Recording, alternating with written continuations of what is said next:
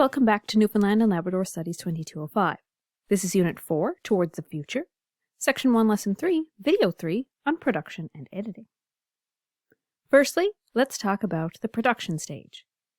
This is when the actual filming of a movie or television show is happening. If you have your pre-production work done, it should run smoothly, although sometimes delays or issues do pop up, so it's important to be prepared for them. Everyone should have a checklist for the day so that nothing is forgotten, and so that production is done efficiently. If you all have checklists, you know exactly what shots need to be done that day, what needs to be accomplished. It helps things run more smoothly. When working with volunteers, it is a good idea to start your shoot early in the day and not to work more than 12 hours at a time. The reason why you start early in the day is so that if you're done, then you're all finished. If you start later in the day and things take longer than you expected, it would end up making people probably a bit frustrated or tired.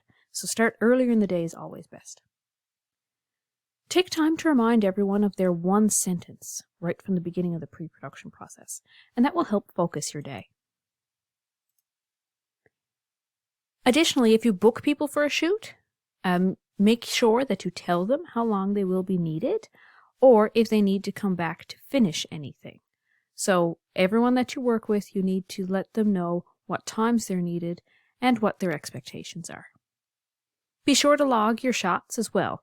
This can be done with a clapboard or clapper. A lot of people see that imagery, of course, when it comes to movie and television, but you don't need to have an actual clapboard. If you do not have access to one, a clearly written piece of paper held by someone at the beginning of a shot will work, just like you see here in the picture. The clapper should have the following information: the abbreviated name of the film, time, date, scene number, and take number. The reason why we do this is because the information is used by the director in post-production and the editor as well, so that they can sort through the takes. You might be able to remember, it's like, oh yeah, take 2, that one the ending isn't great, so we might be able to use the beginning, but we'll have to use another take for the end. Then we move on to post-production. Once all of your footage has been shot, you are in the post-production phase. First, the director and editor review all the takes and decide which ones to use. Ideally, if all the camera and sound work is done well, you will have a lot to choose from. Once you review your takes, you're going to put them in order, and this is called rough editing.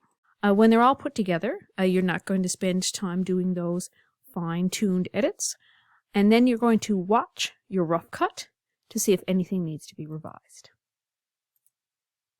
After viewing the rough cut, you're going to create your transitions and refine your trimming. This will be your fine cut or final cut, depending on what is needed.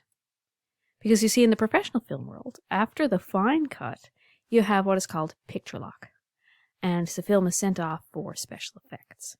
But for the basis of your project, your fine cut will most likely be your final cut. Thankfully, we've already done a lot of editing with WeVideo throughout this course and other teacher-approved softwares if you chose to use that instead of WeVideo.